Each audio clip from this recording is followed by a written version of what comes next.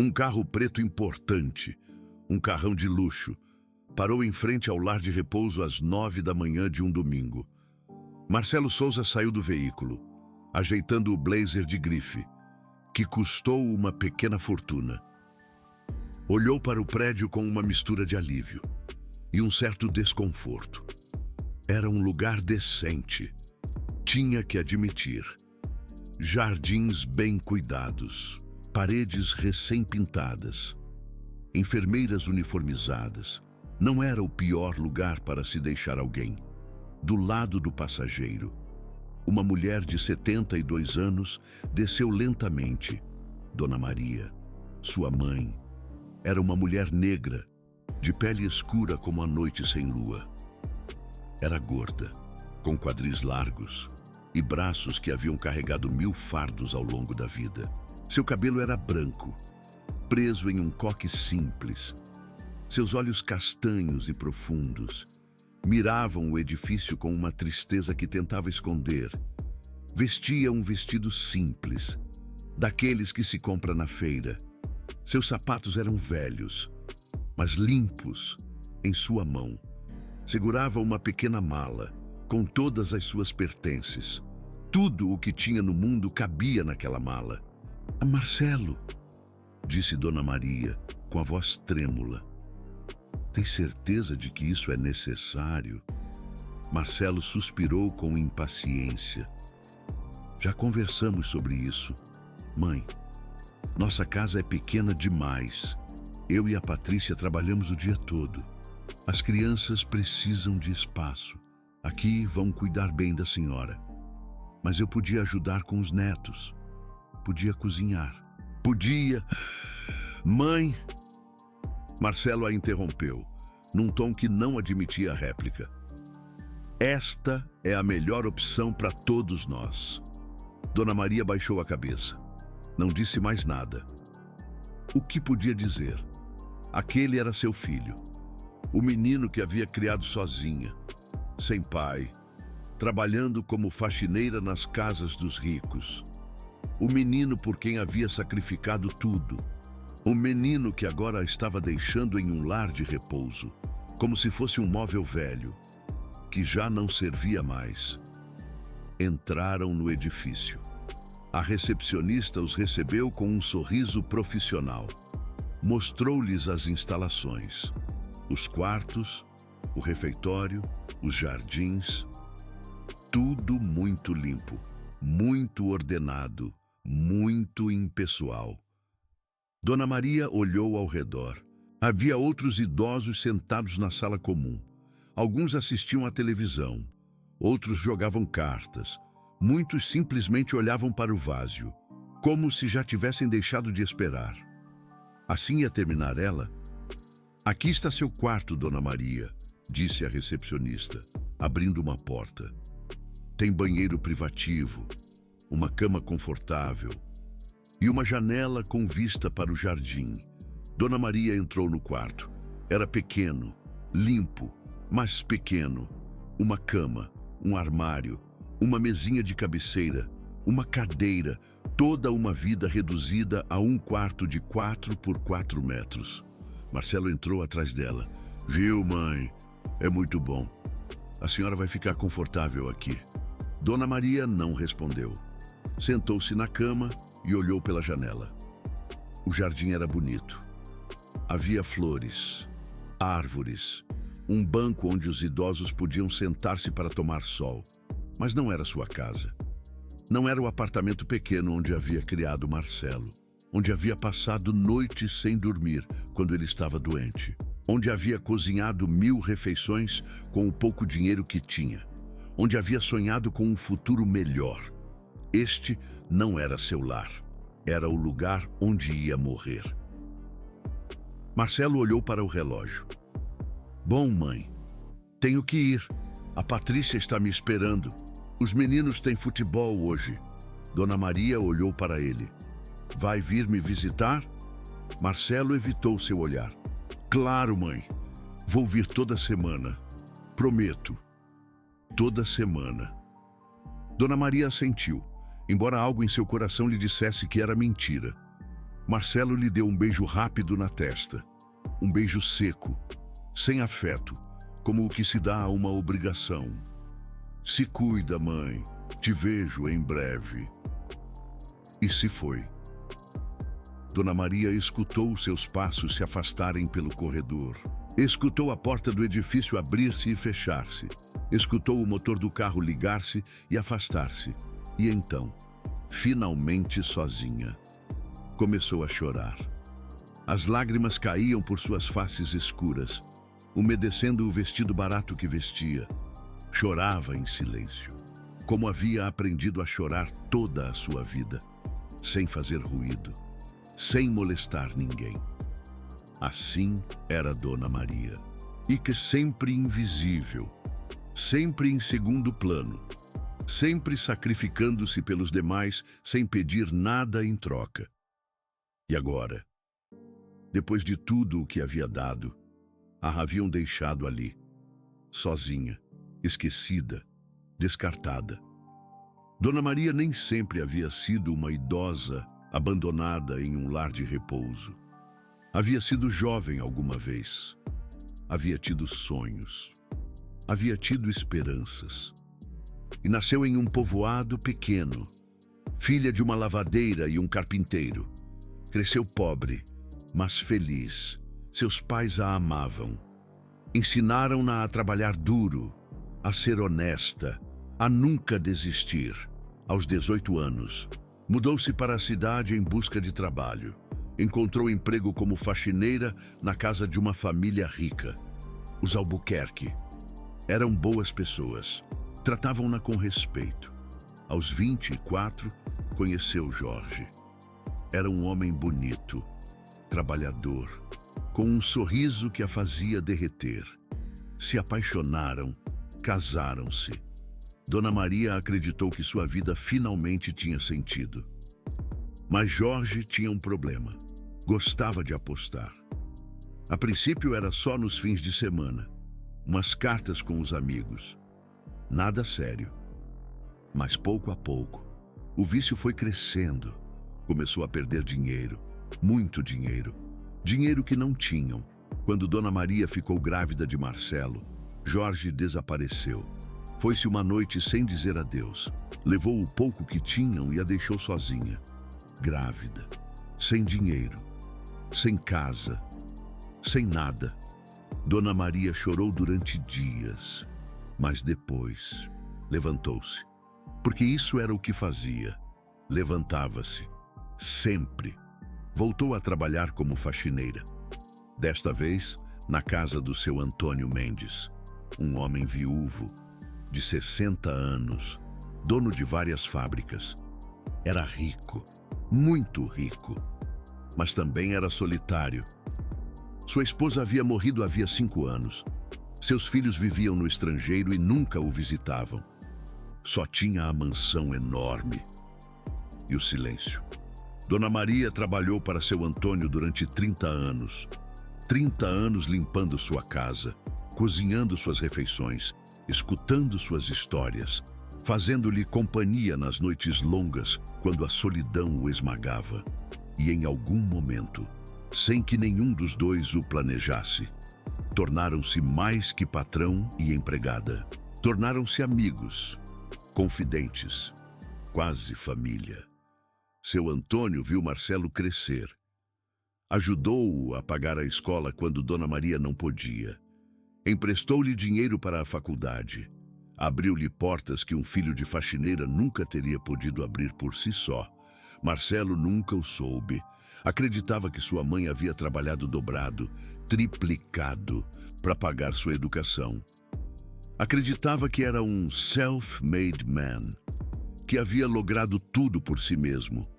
Não sabia que por trás de cada oportunidade que havia recebido, estava a mão invisível de seu Antônio.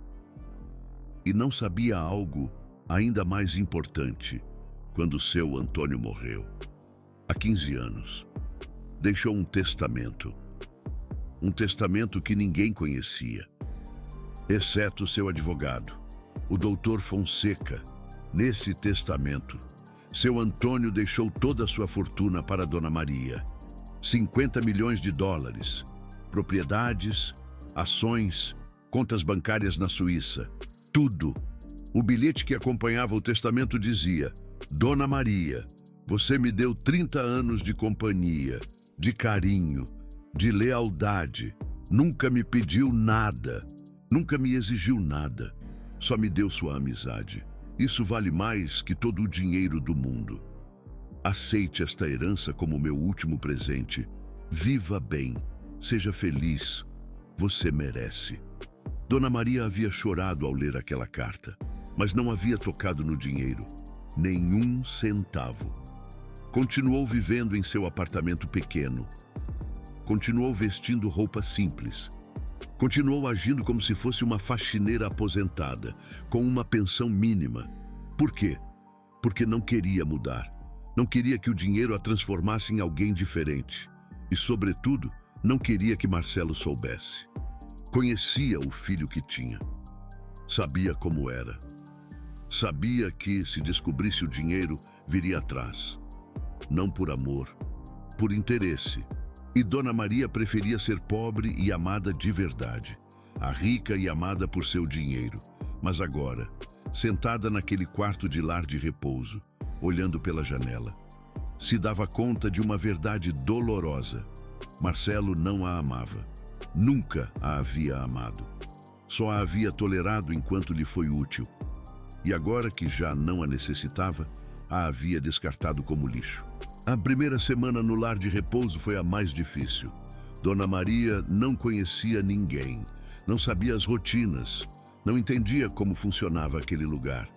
Acordava cedo, por costume. Tomava café da manhã sozinha, em uma mesa do refeitório, olhando para o prato sem fome. Passava as horas em seu quarto, olhando pela janela, esperando. Esperando o quê? Esperando que Marcelo viesse visitá-la. Cada vez que escutava passos no corredor, seu coração se acelerava. Talvez fosse ele. Talvez tivesse vindo vê-la. Talvez tivesse se dado conta do seu erro. Mas nunca era ele. Os passos sempre passavam direto. A porta nunca se abria. Marcelo não vinha. Uma semana se converteu em 2. 2 semanas se converteram em 1 mês. Dona Maria deixou de esperar. Deixou de olhar para a porta cada vez que escutava passos. Deixou de pular quando o telefone tocava. Deixou de guardar esperanças. Seu filho a havia abandonado e ela tinha que aceitar. Foi então que conheceu Joana. Joana era enfermeira.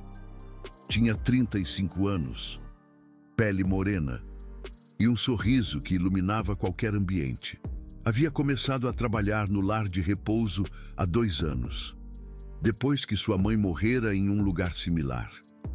Joana havia visto sua mãe morrer em um lar de repouso onde ninguém a tratava com dignidade, onde a ignoravam, onde a deixavam suja e sozinha durante horas. Havia prometido a si mesma que isso não aconteceria com mais ninguém. Por isso trabalhava ali. Por isso tratava cada idoso como se fosse sua própria família. A primeira vez que viu Dona Maria, soube que algo estava errado. Era uma mulher triste, demais triste. Não falava com ninguém, não saía do seu quarto, não comia bem. Um dia, Joana tocou a porta do seu quarto. Dona Maria, posso entrar? Silêncio. Joana abriu a porta de qualquer forma.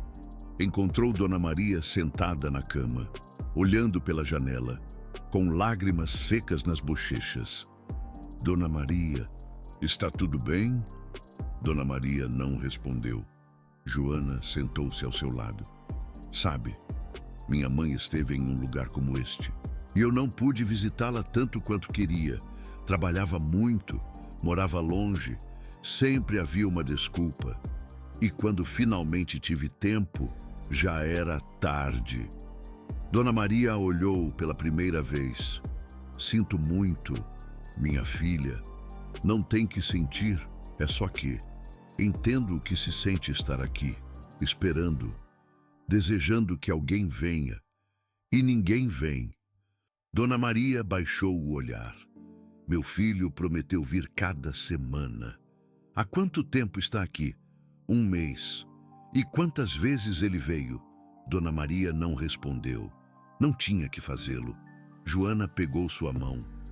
Dona Maria, não posso fazer seu filho vir. Não posso obrigá-lo a amá-la como deveria. Mas posso estar aqui. Posso lhe fazer companhia. Posso escutá-la. Se a senhora me deixar. Dona Maria a olhou com olhos úmidos. Por que faria isso por uma velha que não conhece? Porque todas merecem que alguém as veja. Todas merecem que alguém se preocupe. E eu escolho me preocupar com a senhora. Dona Maria sentiu algo que não sentia há muito tempo. Calidez, conexão, esperança. Nem tudo está perdido, pensou. Talvez ainda haja gente boa neste mundo. Obrigada, minha filha, disse finalmente. Obrigada por me ver. Joana sorriu. Não tem que agradecer, Dona Maria. Para isso que eu estou aqui. E desde aquele dia, tudo mudou. Joana começou a visitar Dona Maria todos os dias. Não só para dar seu remédio ou revisar sua pressão, mas para falar, para escutar, para lhe fazer companhia. Levava revistas, contava fofocas do lar de repouso, perguntava sobre sua vida, sua história, seus sonhos. E Dona Maria, pouco a pouco, começou a se abrir. Contou sobre sua infância no interior, sobre Jorge, o marido que a abandonou, sobre Marcelo, o filho que havia criado sozinha, sobre os sacrifícios que havia feito, sobre a dor que carregava. A única coisa que não contou foi o segredo do seu Antônio Mendes, o segredo da herança. Isso guardava para si mesma. Por enquanto isso, na mansão de Marcelo, as coisas iam de maravilha. Ou pelo menos, era o que ele acreditava. Marcelo Souza tinha 48 anos e se considerava um homem bem-sucedido. Havia construído um império imobiliário do zero. Bem, não exatamente do zero, mas ele preferia não pensar nisso. Tinha uma casa de 3 milhões de reais, 2 carros de luxo, uma esposa linda e 2 filhos que iam para as melhores escolas. Tudo era perfeito, exceto por um pequeno detalhe: sua mãe. Cada vez que pensava nela, sentia uma pontada de culpa, mas a suprimia rapidamente. Era o melhor, dizia para si mesmo. Mamãe está melhor lá. A cuidam profissionais. Tem tudo o que precisa. Patrícia, sua esposa, nunca havia gostado de Dona Maria. Desde o primeiro dia, havia deixado claro que a mãe de Marcelo não era bem-vinda em sua casa. É uma mulher simples, havia dito uma vez. Não tem educação, não sabe se comportar em sociedade. O que vão pensar minhas amigas se virem sua mãe servindo café para elas? Marcelo havia tentado defender sua mãe no princípio, mas Patrícia era persuasiva. E tinha razão em uma coisa. Dona Maria não se encaixava em seu mundo de festas elegantes, viagens de iate e jantares com embaixadores. Era melhor mantê-la longe, onde ninguém pudesse vê-la, onde ninguém pudesse lembrar Marcelo de onde vinha realmente. Um dia, Patrícia entrou no escritório de Marcelo com uma expressão irritada. Sua mãe ligou outra vez. Marcelo não levantou os olhos do computador. O que ela queria? O de sempre, perguntar quando você vai visitá-la. Marcelo suspirou. Diga que na próxima semana. Você disse isso há 3 semanas e vou dizer de novo. Estou muito ocupado, Patrícia. Tenho um negócio para tocar. Patrícia cruzou os braços. Sabe que eu não ligo para a sua mãe, Marcelo. Mas essas ligações constantes estão me enlouquecendo. Por que você simplesmente não conta a verdade para ela? Que verdade? Que você não vai? Que você não se importa? Que você a deixou naquele lar de repouso para nunca mais vê-la? Marcelo finalmente olhou para ela. Não é tão simples assim. Claro que é simples. É só dizer a verdade e parar de fazer todo mundo perder tempo.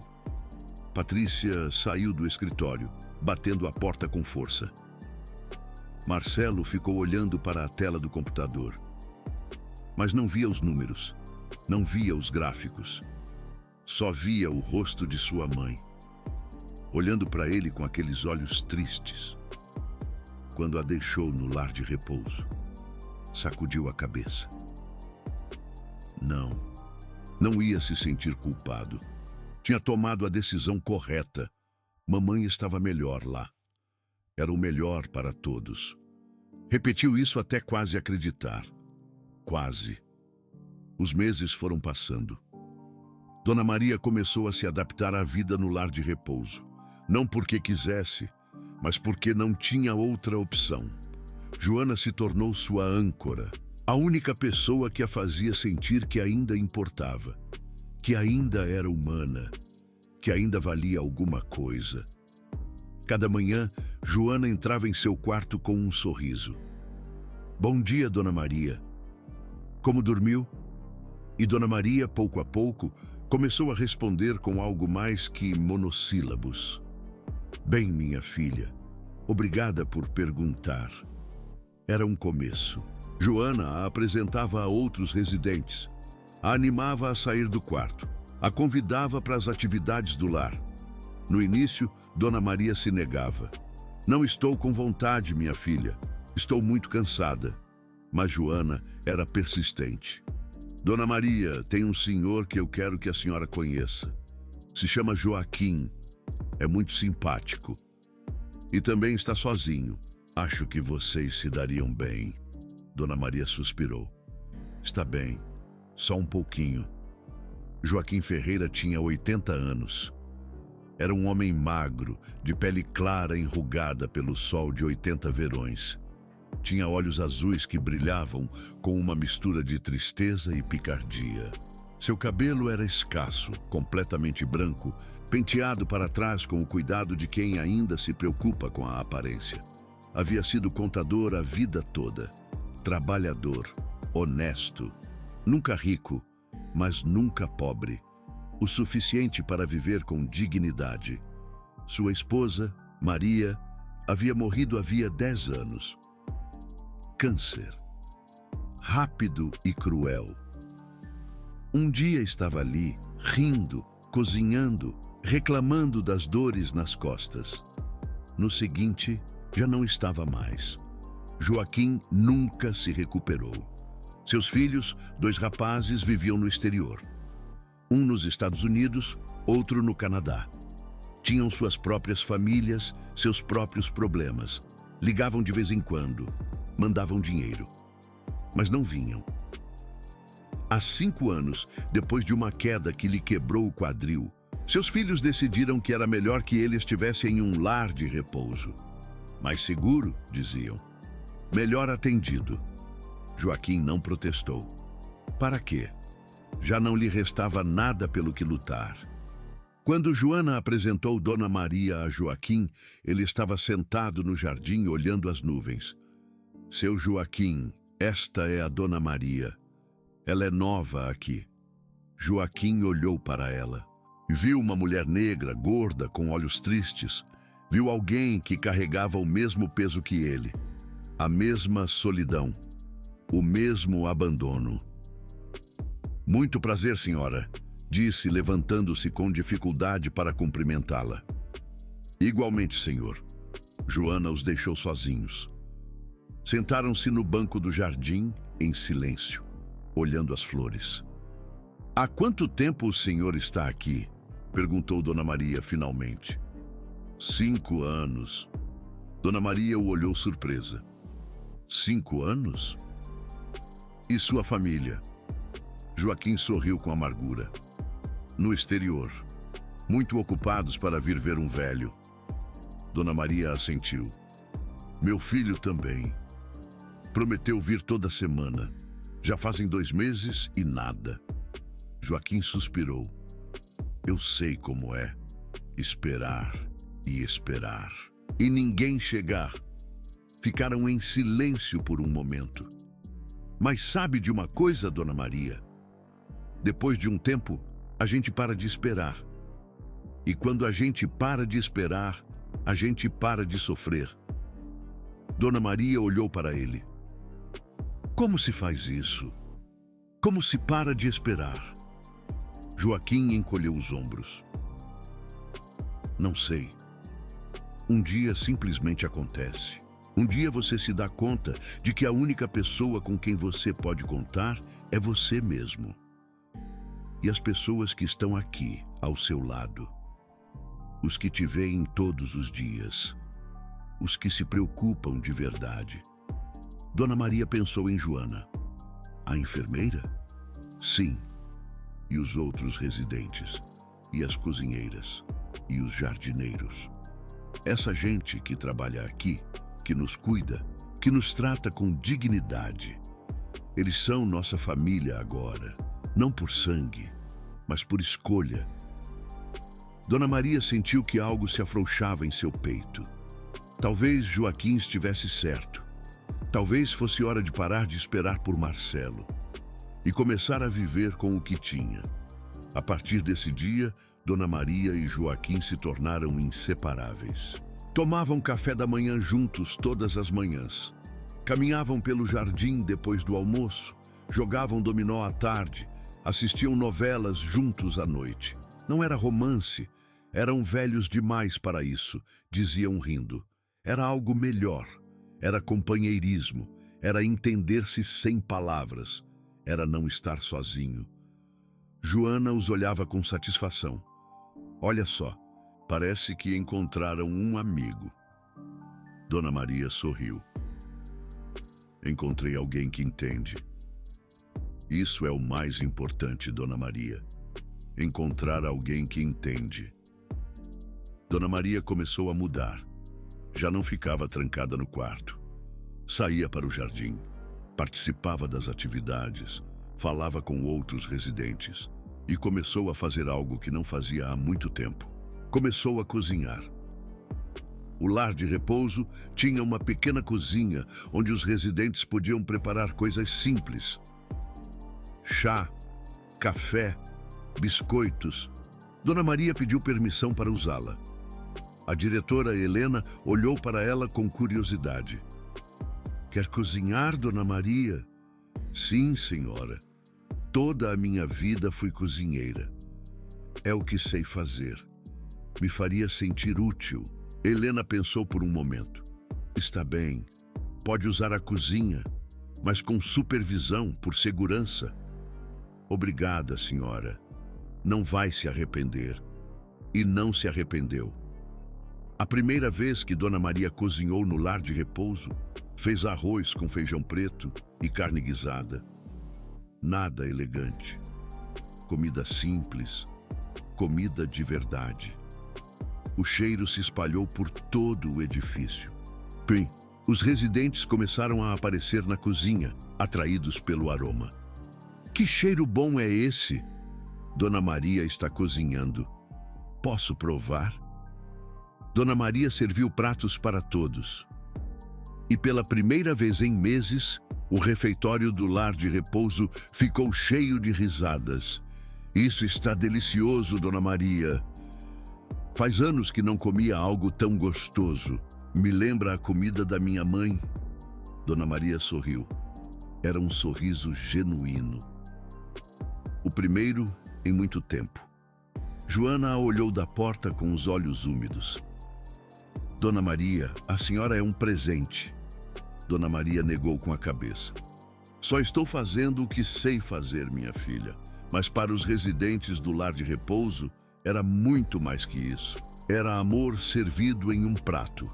A diretora Helena ficou tão impressionada que deu permissão a Dona Maria para cozinhar uma vez por semana. As sextas-feiras se tornaram o dia de Dona Maria. Todos esperavam com ansiedade. Ela preparava pratos diferentes a cada semana: frango ensopado, peixe assado, sopa de legumes, pastel de carne e sempre sobremesa. Porque, segundo Dona Maria, a vida era curta demais para não comer sobremesa. O lar de repouso mudou com a presença de Dona Maria. Havia mais risadas, mais conversas, mais vida. Os residentes, que antes passavam os dias em silêncio, agora tinham algo para esperar. Algo que os fazia levantar da cama. E tudo por uma mulher que havia chegado ali abandonada, triste, sem esperança. Mas Dona Maria não havia esquecido. Cada noite, antes de dormir, olhava o telefone em sua mesinha de cabeceira, esperando, desejando. Talvez hoje Marcelo ligue. Talvez hoje ele se lembre de mim. Mas o telefone não tocava. E Dona Maria dormia com lágrimas nos olhos. 3 meses depois de chegar ao lar de repouso, Dona Maria decidiu ligar para Marcelo. Não podia seguir esperando. Tinha que ouvir sua voz. Tinha que saber que ele estava bem. Discava o número com mãos trêmulas. 1 toque. 2. 3. Alô? Era a voz de Patrícia. Alô, minha filha. É Dona Maria. O Marcelo está? Silêncio. Ele está ocupado.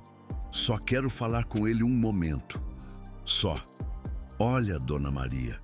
O Marcelo tem muito trabalho. Não pode ficar atendendo ligações a toda hora. Se precisar de alguma coisa, liga aqui pro lar. Mas a linha foi cortada. Patrícia havia desligado. Dona Maria ficou olhando para o telefone, sem poder acreditar no que havia acontecido. Sua nora havia desligado na cara dela, como se fosse um incômodo, como se não merecesse nem 30 segundos do tempo dela. Dona Maria chorou essa noite. Chorou como não havia chorado desde que chegou ao lar de repouso. Joana a encontrou na manhã seguinte com os olhos inchados. Dona Maria, o que aconteceu? Dona Maria contou. Joana a abraçou. Sinto muito. Sinto muito. É meu filho, Joana. Meu próprio filho. Como pode me tratar assim? Joana não tinha resposta. Porque não havia resposta. Algumas pessoas simplesmente não tinham coração. Uma semana depois, Dona Maria tentou de novo. Desta vez, discou diretamente para o celular de Marcelo. 1 toque. 2. Mãe, filho, como você está? Estou com tanta saudade. Silêncio. Mãe, estou numa reunião. Não posso falar agora. Só queria ouvir sua voz. Só. Te ligo depois, tá bom? Tenho que desligar. Tá bom, filho. Te amo muito. A linha foi cortada. Marcelo não ligou depois, nem naquele dia, nem no seguinte, nem na semana seguinte. Dona Maria deixou de ligar. Seu Joaquim tinha razão. Em algum momento, a gente deixa de esperar. E quando deixa de esperar, deixa de sofrer. Chegou dezembro. O lar de repouso se encheu de decorações natalinas, árvore, luzes, guirlandas, música. Os residentes estavam emocionados. Muitos esperavam visitas de suas famílias, filhos, netos, sobrinhos. Dona Maria também esperava. Talvez Marcelo viesse para o Natal, talvez se lembrasse dela. Talvez. Mandou uma mensagem para o celular dele. Filho, te espero para o Natal. Me faria muito feliz te ver. Marcelo respondeu 3 dias depois. Mãe, este ano vamos passar o Natal em Porto de Galinhas. A Patrícia reservou um resort. As crianças estão muito animadas. Te mando fotos. Feliz Natal. Dona Maria leu a mensagem 3 vezes. Porto de Galinhas, um resort. enquanto ela estava sozinha em um lar de repouso. Não chorou, já não lhe restavam lágrimas. Só sentiu um vazio, um buraco no peito que crescia e crescia, até que parecia que ia tragá-la inteira. Joana notou que algo estava errado. Dona Maria, o que aconteceu? O Marcelo não vem para o Natal.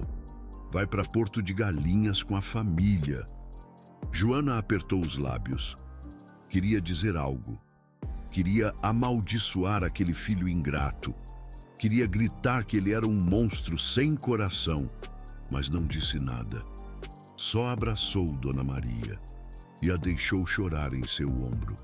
Na noite de Natal, o lar de repouso organizou uma ceia especial. Peru, saladas, sobremesas, vinho sem álcool para os residentes. Havia música, canções natalinas, risadas. Alguns residentes tinham visitas, famílias que haviam vindo passar a noite com eles. Outros estavam sozinhos, como Dona Maria, como seu Joaquim. Sentaram-se juntos em uma mesa do canto. Feliz Natal, Dona Maria. Feliz Natal. Seu Joaquim. Brindaram com suco de uva. Sabe o que é o mais triste? Perguntou seu Joaquim. Não é estar sozinho, é lembrar dos natais quando não estávamos. Dona Maria assentiu. Lembro quando o Marcelo era pequeno. Não tínhamos muito dinheiro.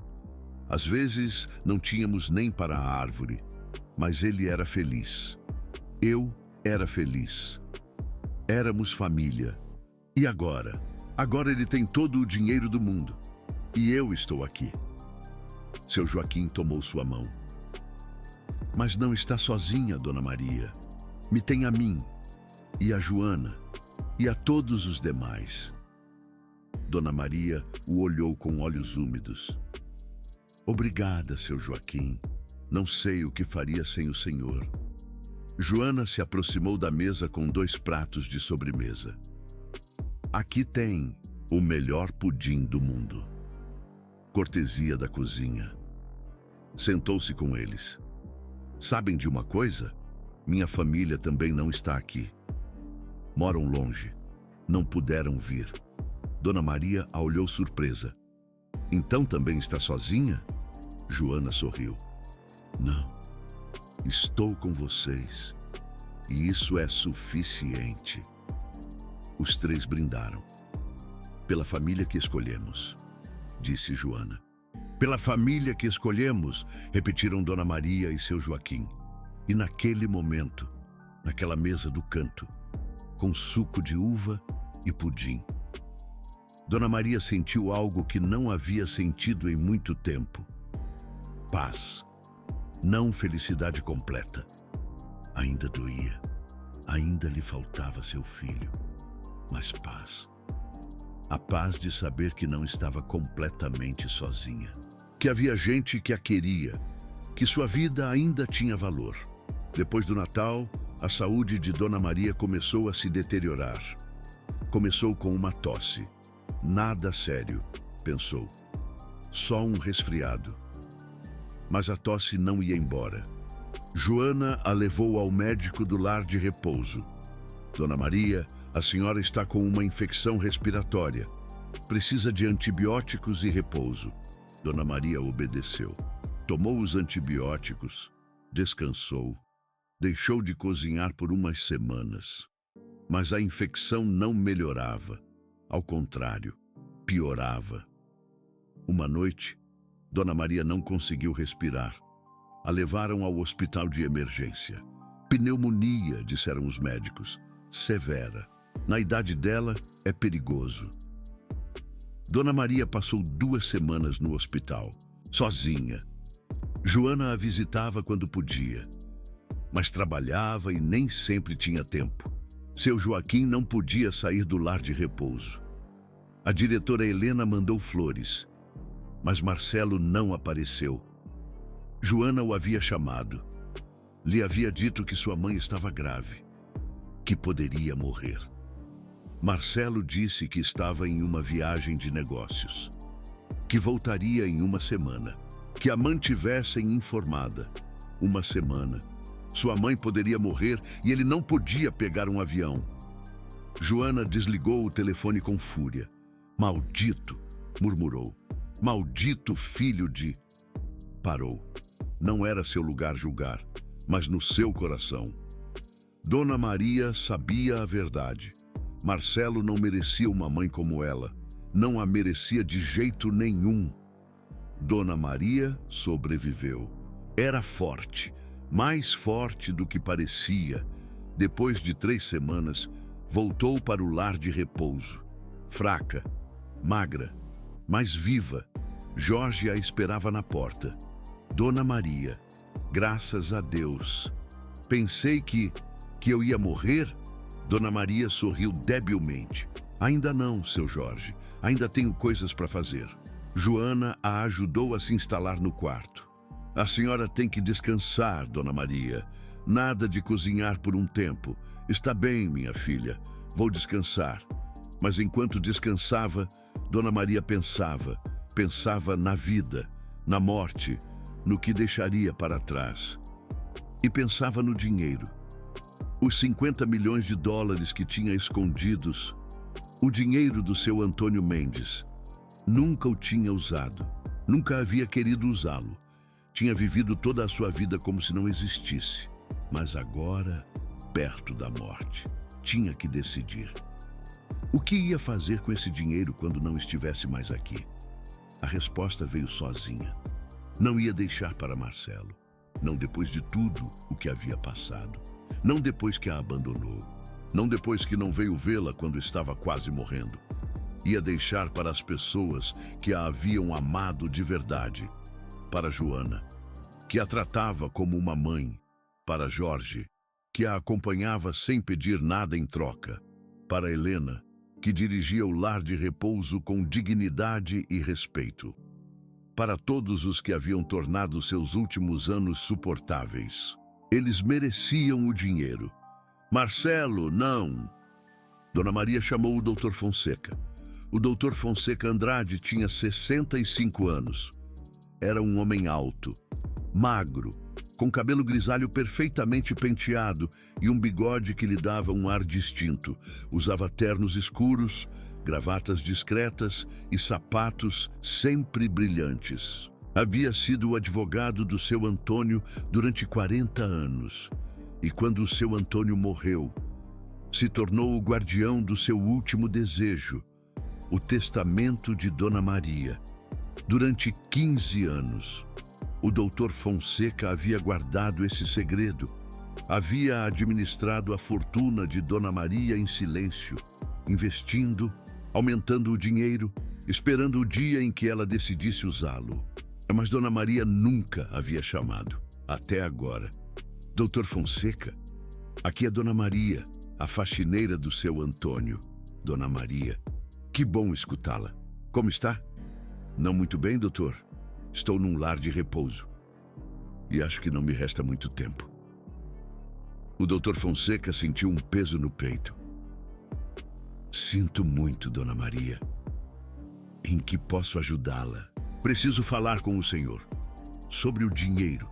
Sobre o testamento. Entendo. Posso ir vê-la amanhã mesmo. Obrigada, doutor. O endereço é... Não se preocupe. Já o tenho. O seu Antônio sempre soube onde a senhora estava. Dona Maria sorriu tristemente. O seu Antônio, sempre cuidando dela. Mesmo depois de morto, no dia seguinte. O Dr. Fonseca chegou ao lar de repouso. Trazia uma pasta de couro preta, cheia de documentos que ninguém mais havia visto em 15 anos. A recepcionista o olhou com curiosidade. Vem ver alguém, senhor? Sim, a Dona Maria Souza. Quarto 12.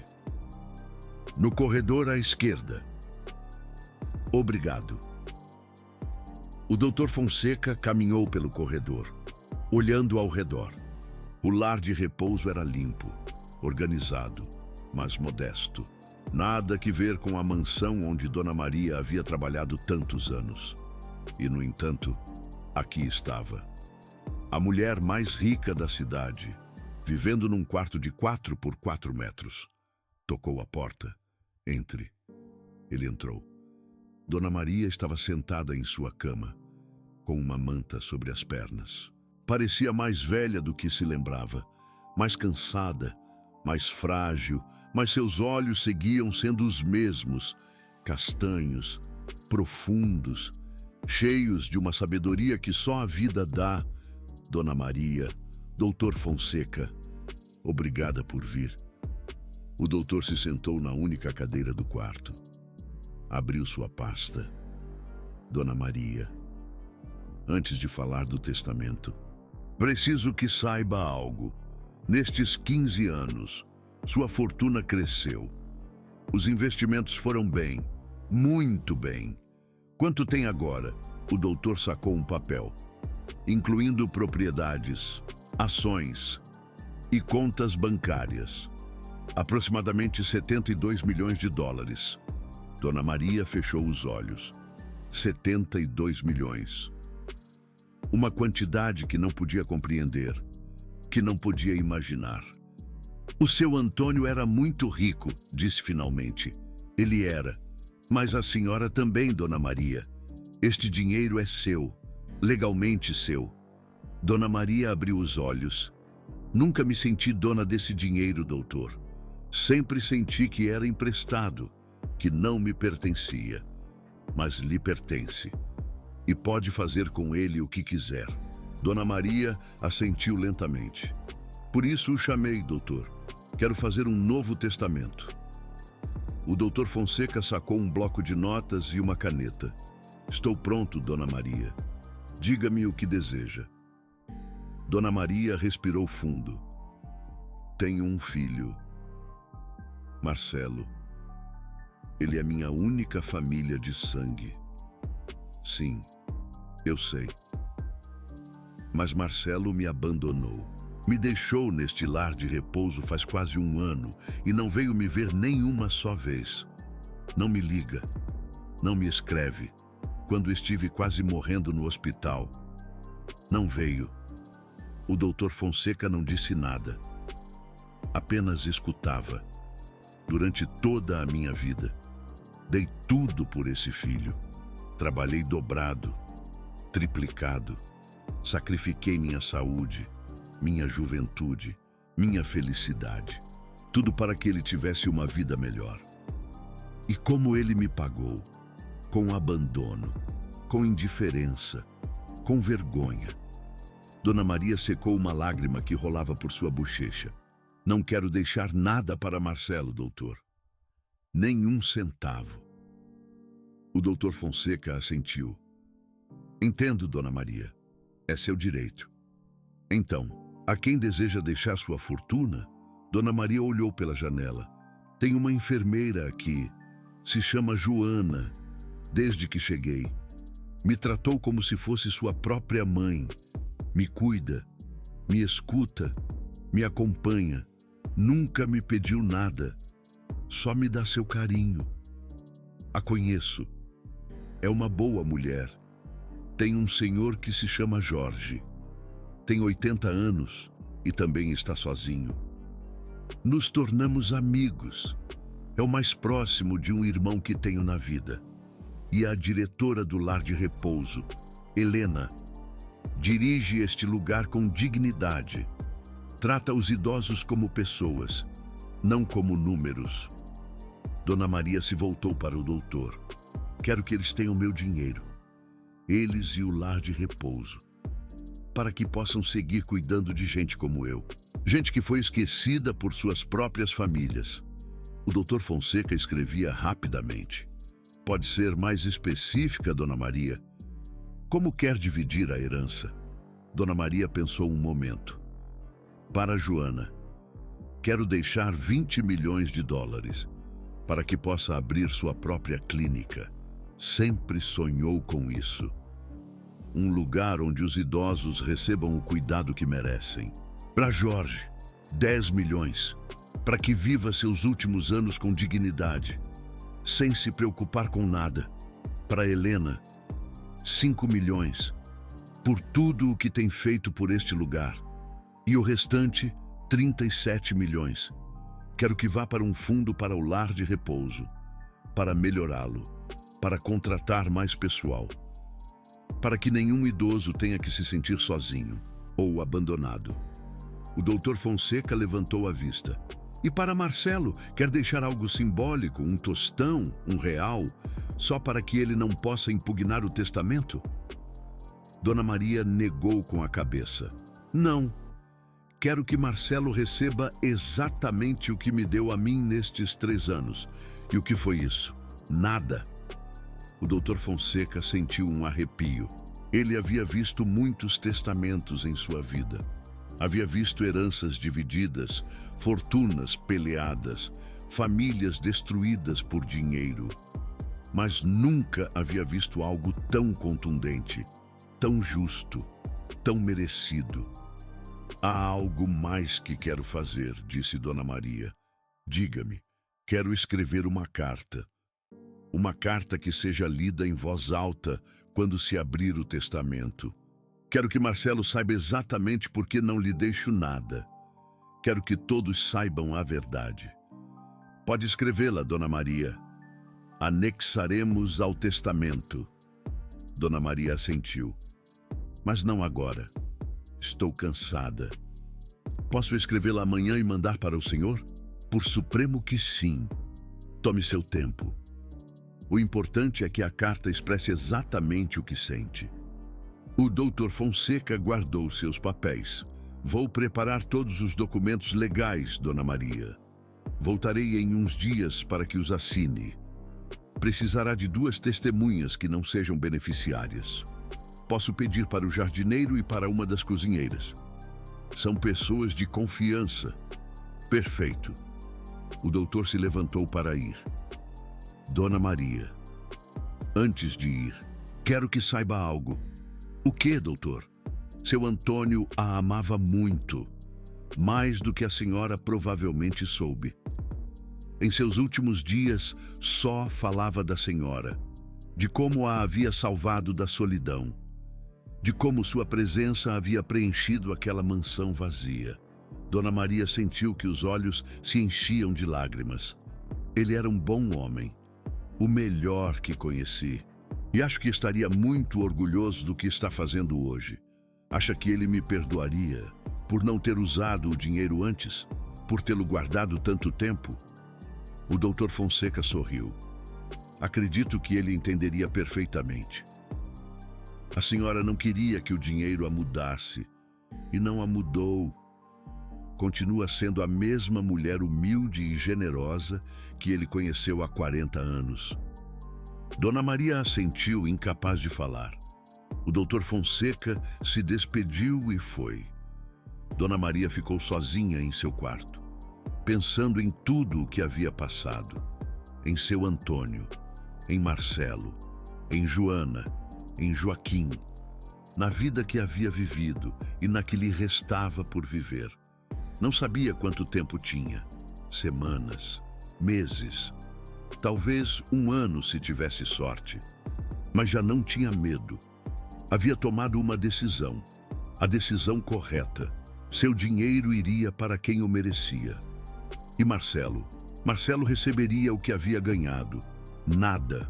Naquela noite, Dona Maria começou a escrever a carta. Não foi fácil. Cada palavra era um peso. Cada frase, uma lembrança dolorosa. Mas tinha que fazê-lo. Tinha que dizer a verdade. Querido Marcelo, começou. Não. Isso não estava bem. Marcelo não era querido. Não depois de tudo o que havia feito. Riscou a palavra e começou de novo. Marcelo, escreveu, quando ler esta carta, já estarei morta. E provavelmente terás vindo buscar a herança que acreditas que te pertence. Tenho que te dizer algo que nunca soubeste. Sou rica.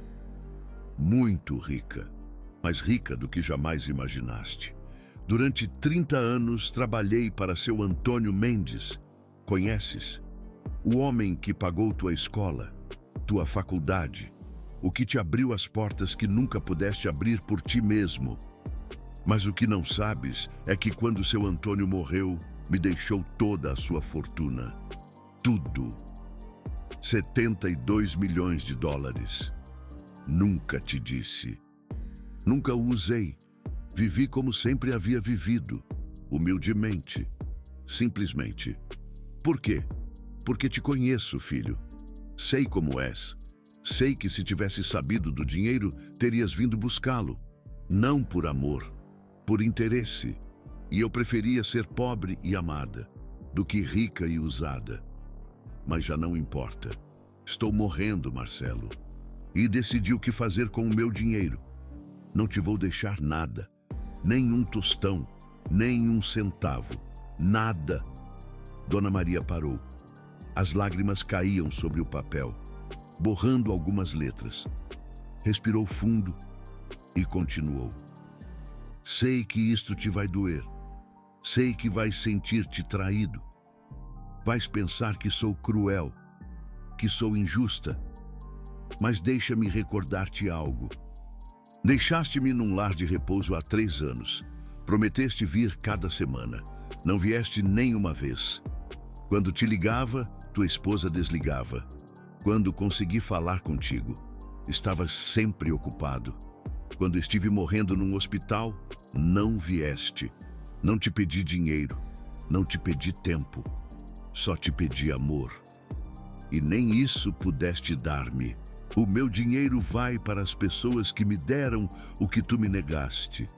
A Joana, a enfermeira que me tratou como uma mãe, a Joaquim, o amigo que me acompanhou quando tu me abandonaste, a Helena, a diretora que me deu dignidade quando tu me deste vergonha.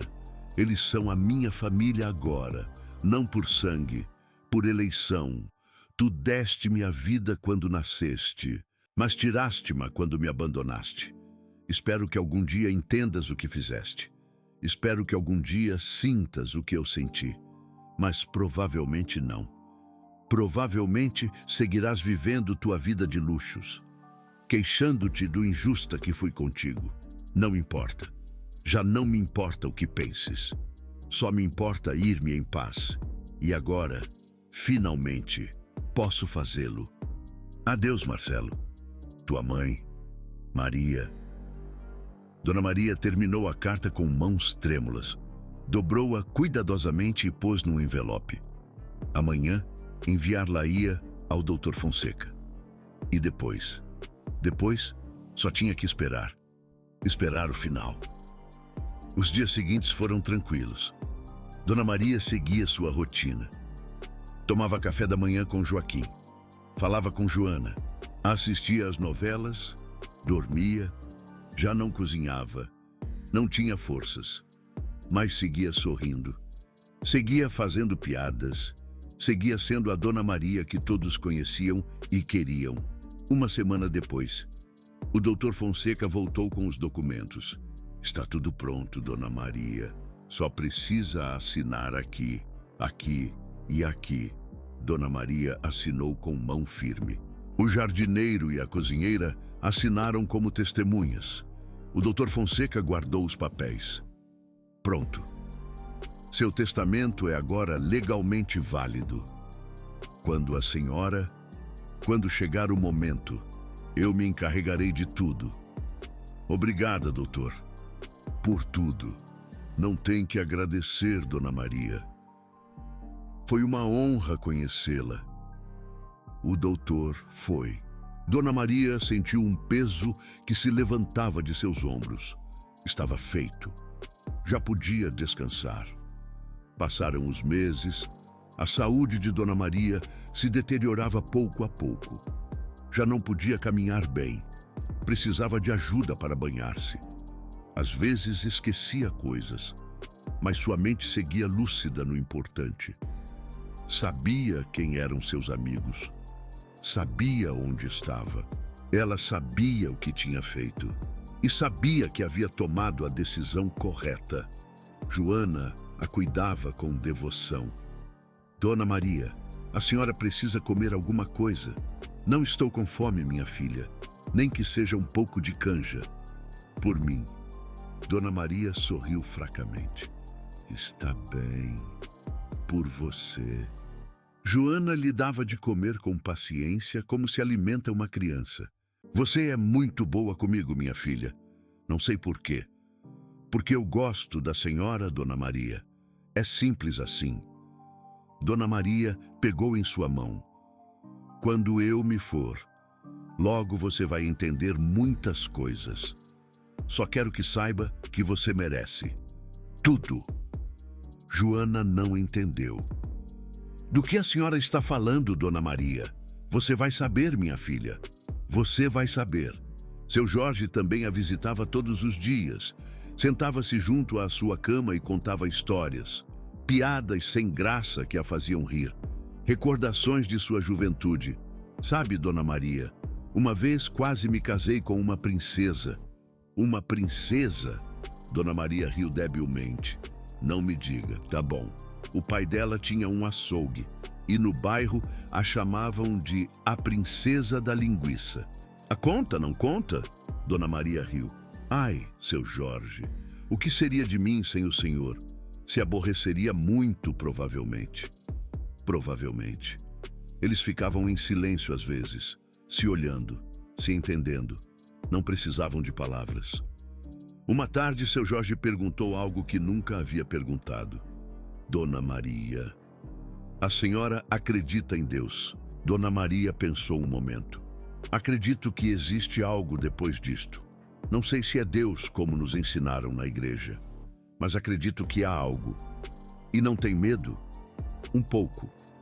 Mas mais curiosidade do que medo. Quero saber o que tem do outro lado. Quero ver se minha mãe está me esperando. E seu Antônio Mendes. Seu Jorge assentiu. Eu também quero ver minha Maria. Às vezes sonho com ela. Está jovem, como quando a conheci. E me sorri. Dona Maria apertou sua mão. Quando eu me for, cuide-se, seu Jorge. Ainda lhe resta muito por viver. E a senhora que sabe, Dona Maria. Talvez eu me vá antes da senhora. Não creio.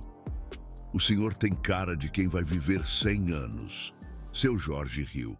Deus a ouça, Dona Maria. Deus a ouça. O fim chegou numa noite de primavera. Dona Maria havia passado um bom dia. Havia comido bem. Havia rido com seu Jorge. Havia conversado com Joana. Mas quando chegou a noite, algo mudou. Sentia um cansaço profundo. Um cansaço que não era só do corpo, era da alma. Joana estava de plantão naquela noite.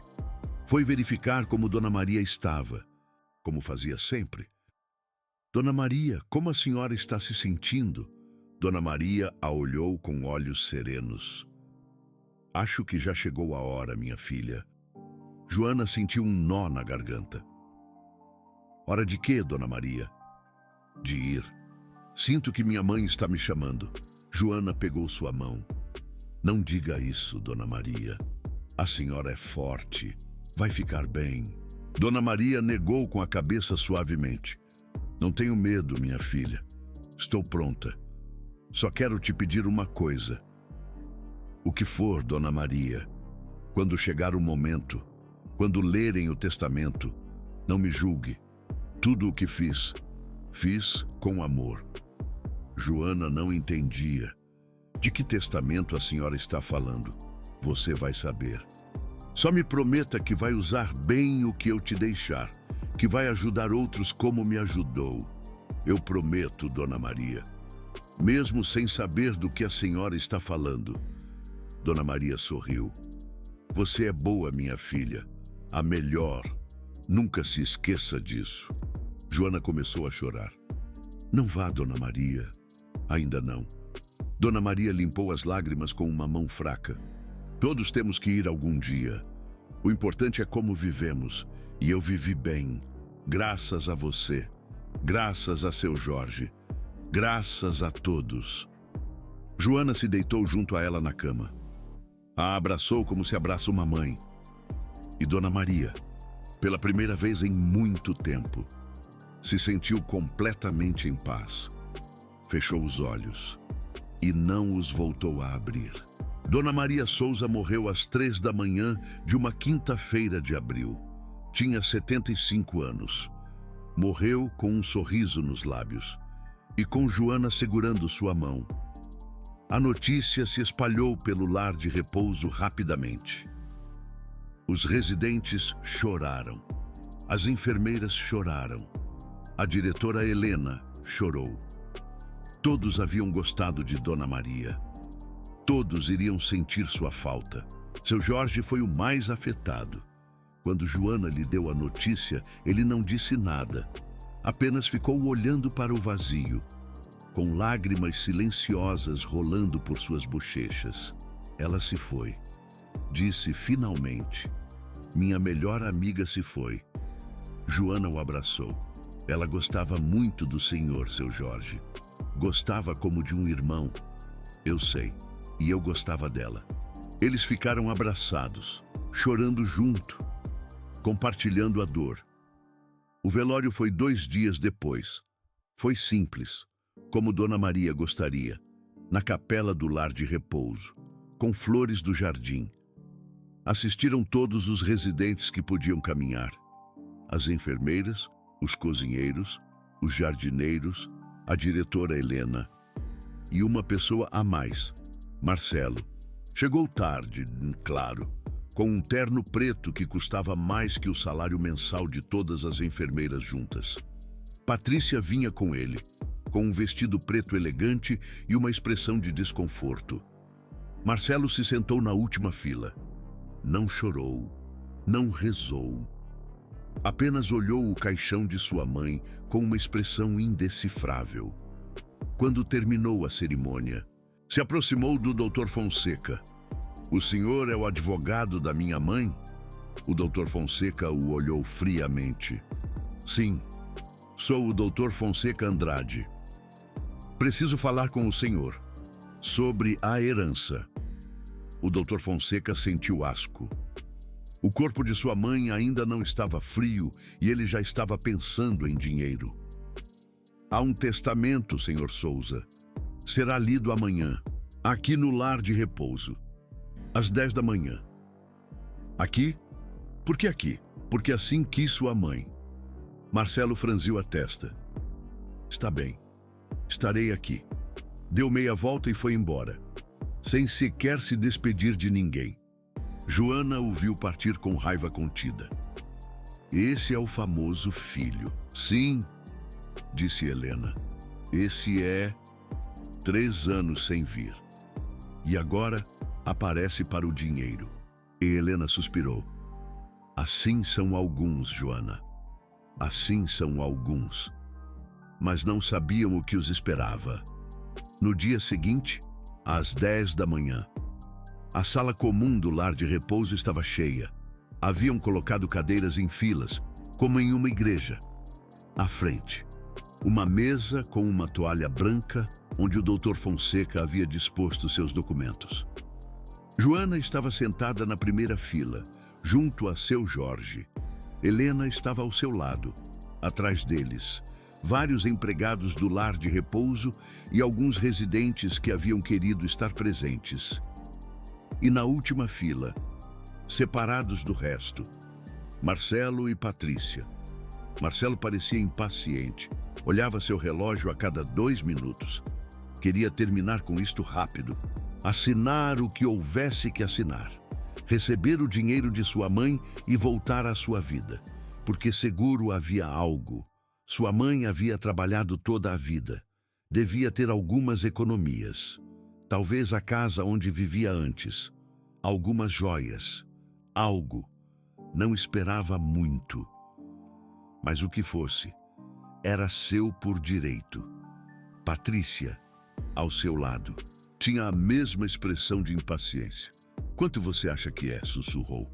"Não sei. Talvez uns 100 mil, 200 mil. Não espero muito." "Bom, alguma coisa é alguma coisa. Podemos pagar a viagem para a Europa com isso." Marcelo assentiu. "Claro." O Dr. Fonseca se levantou. A sala ficou em silêncio. "Bom dia a todos." Estamos aqui para a leitura do testamento da senhora Dona Maria Souza. Ele fez uma pausa. Antes de ler o testamento, Dona Maria deixou uma carta que pediu que fosse lida em voz alta. Vou lê-la tal como ela a escreveu. Tirou um envelope da pasta, abriu com cuidado e começou a ler. Marcelo, quando você ler esta carta, eu já estarei morta e provavelmente você terá vindo buscar a herança que acredita que te pertence. Marcelo franziu a testa. Que tipo de carta era essa? Tenho que te dizer algo que você nunca soube. Eu sou rica, muito rica, mais rica do que você jamais imaginou. Um murmúrio percorreu a sala. Joana olhou para Joaquim com confusão. Helena ergueu as sobrancelhas. Marcelo se endireitou na cadeira. Rica? Sua mãe? A faxineira? Durante 30 anos trabalhei para o seu Antônio Mendes. Continuou o doutor.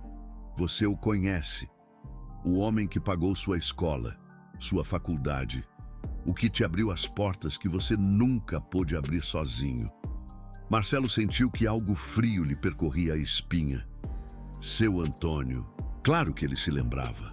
O homem rico que sua mãe sempre mencionava. O que lhe havia conseguido a bolsa de estudos.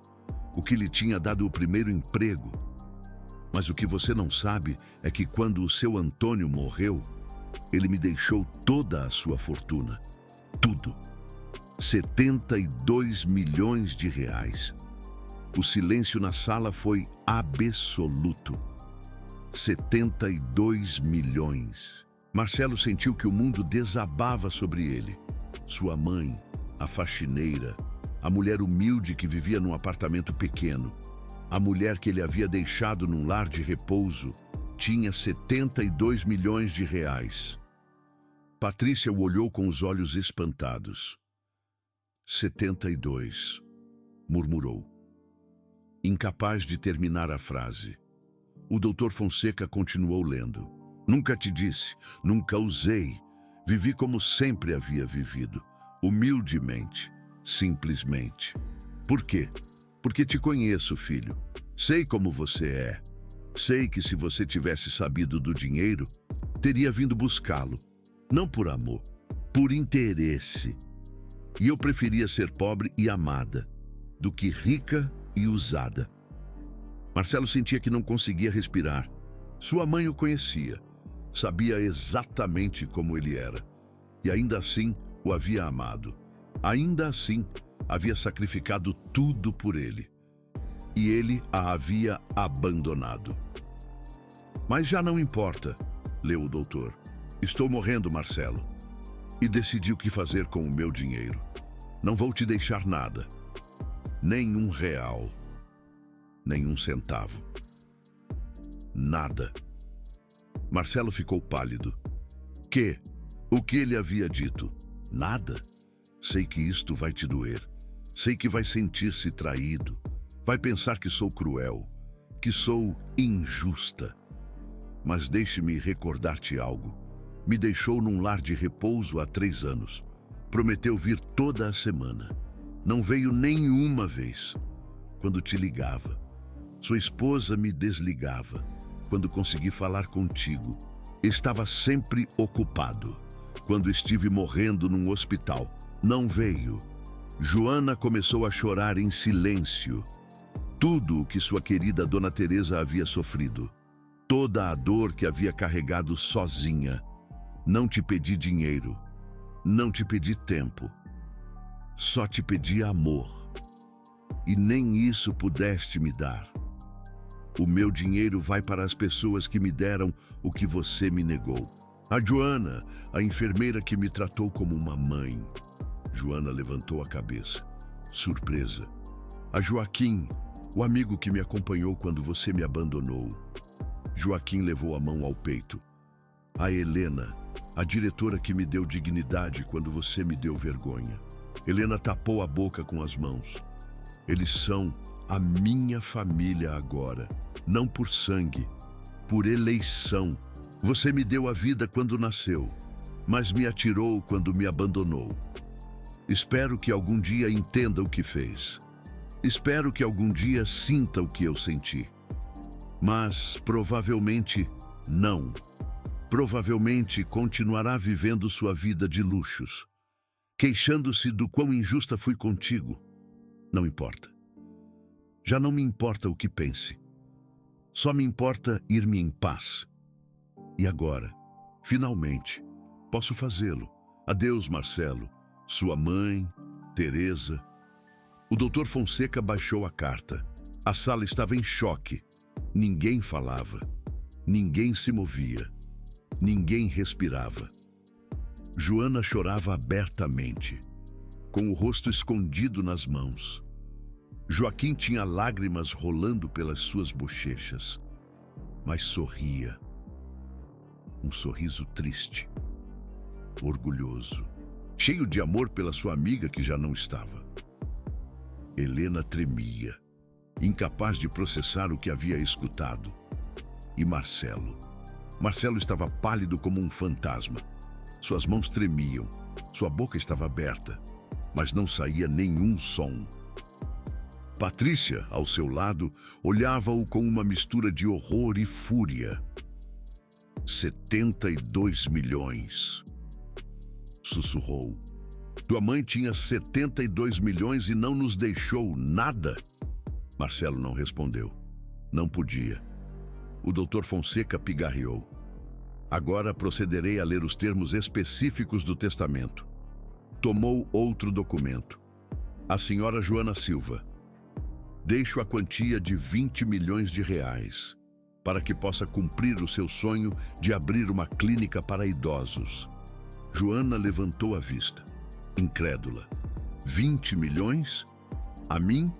Dona Teresa. Murmurou. Dona Teresa. Não podia dizer mais. As lágrimas não a deixavam falar. Ao senhor Joaquim Ferreira, deixo a quantia de 10 milhões de reais para que viva os seus últimos anos com dignidade e sem preocupações. Joaquim fechou os olhos. Minha amiga, sussurrou, minha querida amiga.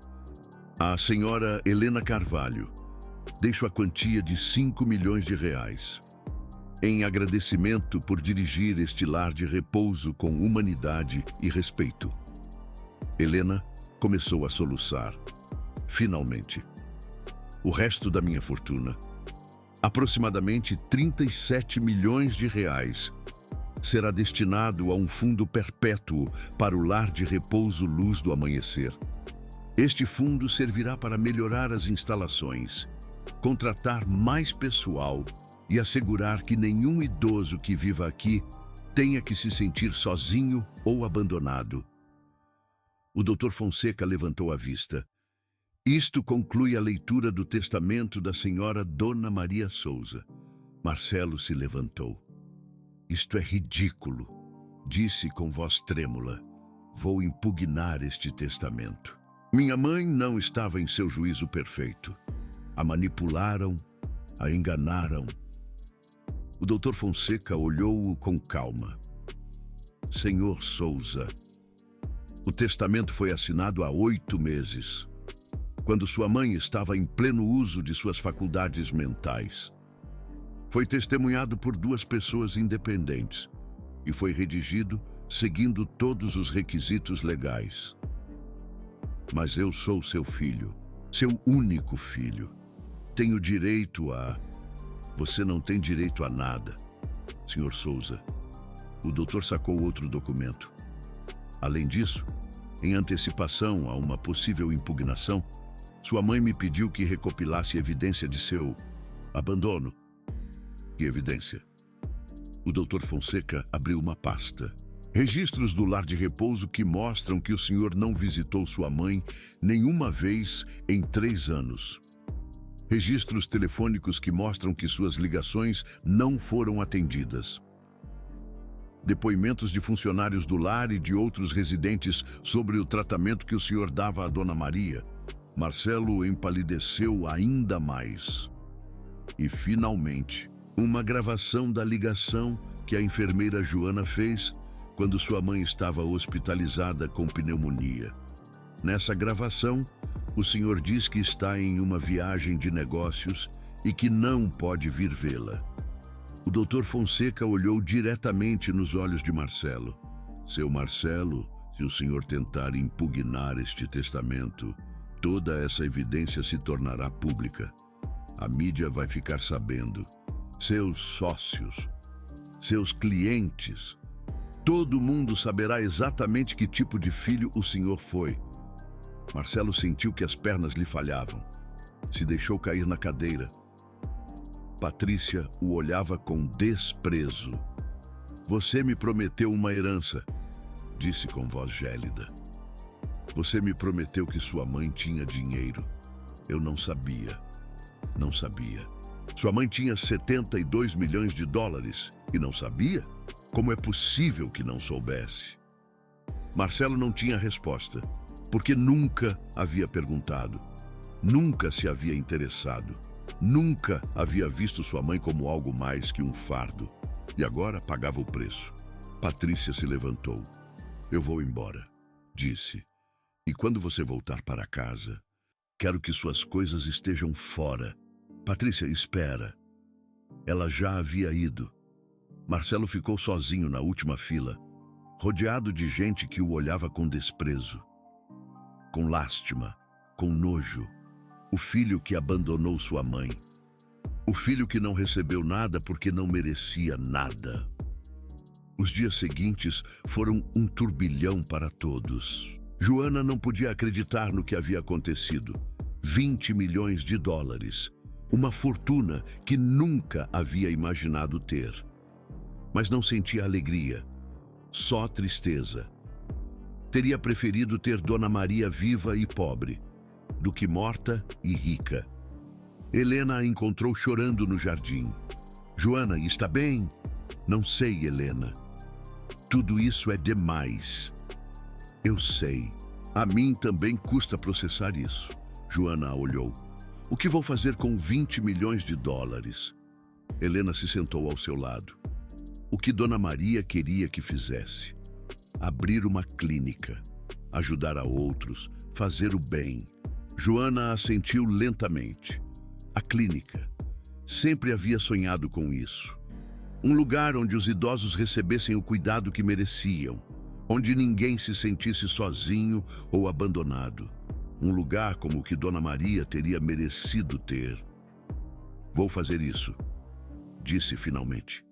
Vou abrir a clínica e vou chamá-la Clínica Dona Maria. Helena sorriu com lágrimas nos olhos. A ela teria encantado. Eu sei.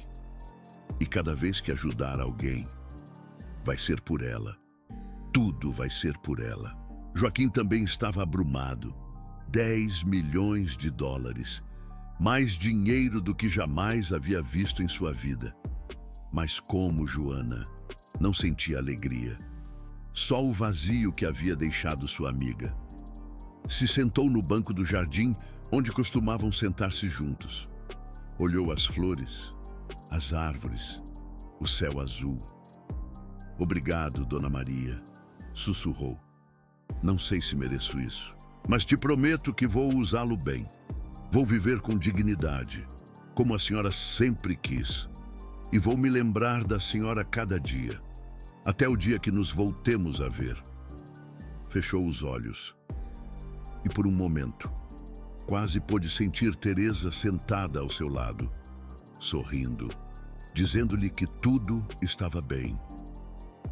O lar de repouso mudou nos meses seguintes, com o fundo que Dona Maria havia deixado. Helena pôde fazer todas as melhorias que sempre havia sonhado. Novas instalações, melhor equipamento, mais pessoal, jardins maiores, atividades para os residentes e, sobretudo, uma placa na entrada que dizia Lar da Luz do Amanhecer, em memória de Maria de Souza, que nos ensinou que a família não é só de sangue, mas de coração. Os residentes estavam mais felizes, mais cuidados, mais queridos, e tudo graças a uma mulher que havia chegado ali abandonada, triste, sem esperança. Uma mulher que havia encontrado uma nova família, Uma mulher que havia deixado um legado que duraria para sempre. Um ano depois, Joana abriu a Clínica Dona Maria. Era um edifício moderno, luminoso, com jardins formosos e quartos confortáveis. Tinha os melhores médicos, as melhores enfermeiras, o melhor equipamento. Mas o mais importante não era isso. O mais importante era o espírito do lugar. Cada empregado sabia a história de Dona Maria. Sabia por que existia a clínica. Sabia que seu trabalho era mais que um trabalho. Era uma missão. Cuidar dos idosos como Dona Maria havia querido ser cuidada.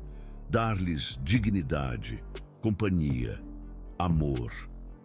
No dia da inauguração, Joana fez um discurso. Esta clínica existe graças a uma mulher incrível. Uma mulher que trabalhou como faxineira a vida toda. Uma mulher que sacrificou tudo por sua família. Uma mulher que foi abandonada pelo próprio filho, mas que encontrou uma nova família. Nós. Dona Maria me ensinou que o amor não se compra com dinheiro. Se ganha com presença, com paciência, com pequenos atos de bondade que parecem insignificantes, mas significam tudo. Esta clínica é seu legado. E cada paciente que cuidarmos, cada sorriso que provocarmos, cada lágrima que secarmos, será em seu nome. Obrigada, Dona Maria, por confiar em mim, por acreditar em mim, por me dar a oportunidade de fazer algo importante com minha vida. Não te vou decepcionar. Te prometo. Joaquim também estava na inauguração. Tinha 83 anos agora. Estava mais velho, mais lento, mas seguia sorrindo. Seguia contando piadas ruins. Seguia sentindo falta de sua amiga.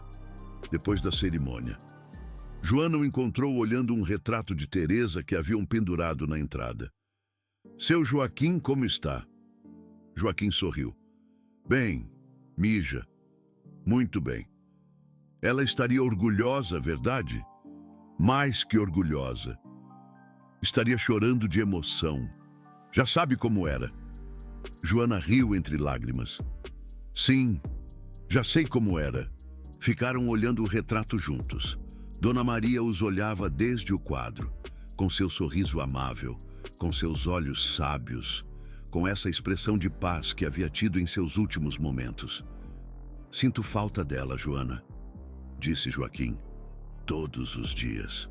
Eu também, seu Joaquim, todos os dias. Mas está aqui, verdade? De alguma forma, está aqui. Joana assentiu. Sim, está aqui. Em cada rincão deste lugar, em cada paciente que ajudemos, em cada vida que tocarmos. Dona Maria nunca se foi, só mudou de forma. E Marcelo? Marcelo perdeu tudo. Patrícia o deixou, levou a casa no divórcio e metade de suas economias. Seus negócios começaram a falhar, sem o apoio de sua esposa, sem a reputação que tanto lhe importava. Nancy e os sócios começaram a se afastar. A história do testamento vazou para a imprensa. Alguém do lar de repouso falou. Ou talvez foi o próprio Dr. Fonseca. Não importava. O ponto crucial era que todo mundo sabia. O milionário que abandonou a própria mãe. O filho ingrato que não recebeu nada, porque não merecia nada. Seus clientes o abandonaram. Seus amigos pararam de ligar. Até seus próprios filhos começaram a olhá-lo diferente. Pai, como você pôde fazer isso com a vovó? Perguntou sua filha um dia. Marcelo não tinha resposta, porque não havia resposta. Só havia vergonha e arrependimento. Um arrependimento que havia chegado tarde demais. Alguns anos depois, Marcelo estava sentado em um apartamento pequeno, sozinho, olhando pela janela. Havia perdido tudo. O dinheiro, a família, a reputação, tudo. Mas o que mais doía não era isso. O que mais doía era a lembrança de Dona Maria, Dona Maria olhando para ele com esperança quando a deixou no lar de repouso. Dona Maria esperando uma ligação que nunca chegou. Dona Maria morrendo sem ele ao seu lado. E a carta que o perseguia cada noite. Você me deu a vida quando nasceu, mas me tirou quando me abandonou. Marcelo fechou os olhos. Lágrimas escorriam pelo seu rosto. Pela primeira vez na vida, chorava por sua mãe. Não pelo dinheiro que havia perdido, não pela herança que não havia recebido, mas por ela, pela mulher que o havia amado incondicionalmente, que havia sacrificado tudo por ele, que havia carregado um segredo durante 15 anos, só para protegê-lo de si mesmo, e ele a havia abandonado, como se não valesse nada, como se não merecesse nem uma hora do seu tempo.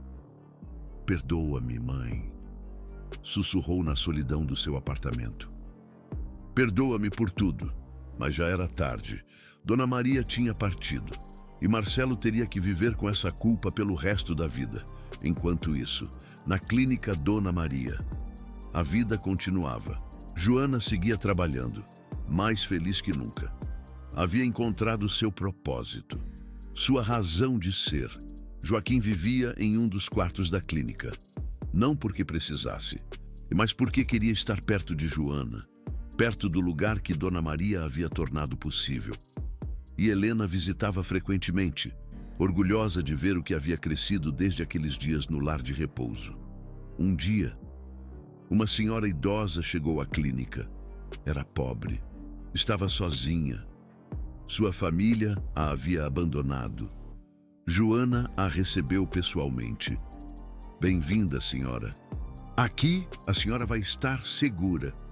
Aqui nós vamos cuidar da senhora. A senhora a olhou com olhos marejados. De verdade? Não vão me botar para fora? Joana negou com a cabeça. Nunca. Esta é a sua casa agora. E nós somos a sua família. A senhora começou a chorar. Obrigada, minha filha. Obrigada. Joana a abraçou. E naquele momento, olhando para aquela mulher que lhe recordava tanto Dona Maria, soube que tudo havia valido a pena. Toda a dor, toda a tristeza, toda a perda, havia levado a isso, a um lugar onde os idosos abandonados podiam encontrar amor, a um legado que duraria gerações, a uma história que nunca seria esquecida.